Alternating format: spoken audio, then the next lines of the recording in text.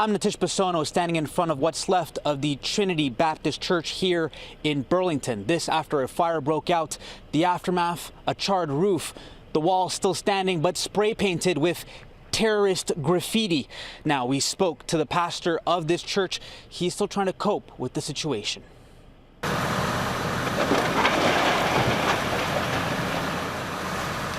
It hurts. Like it's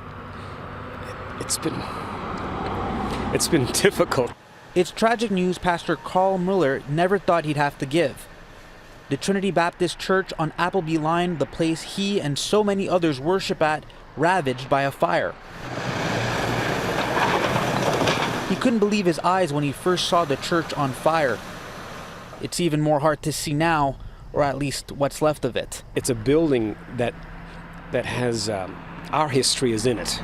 You know, we've lived and served and worshipped here, and memories that are sacred to us are wrapped up in that building. The church is a heritage building. It's 120 years old, and many have been coming here for generations. What's also upsetting is the graffiti, the name ISIS tagged on the walls that are still standing.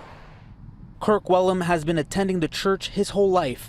He grew up here and is praying things like books and tapes still remain intact. He can't understand why this would happen here, of all places. Well, the church was, has always been a place where the gospel's been preached, the good news, and it's sad to see that someone has, written what they have on the walls. I don't know if that's, an attempt to just divert attention to themselves or whether they're trying to put blame on somebody else. I have no idea. I don't know why, anyone would want to destroy the building.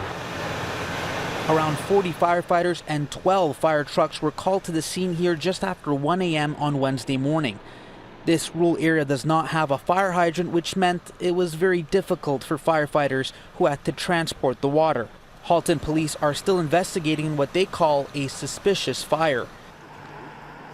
As for Pastor Mueller, he said the congregation is strong and resilient. They will continue to move forward, and this won't stop them from gathering and praying elsewhere. The real church is the people, and the building is it's a place where the church meets. So I've tried to keep that in mind. Now, I'm told that usually a prayer service is held here every Wednesday. That service was held in Ancaster tonight. I'm also told that several churches in the area have stepped in to lend their facility. Now, the investigation is still ongoing, and it's still not clear the full extent of the damage.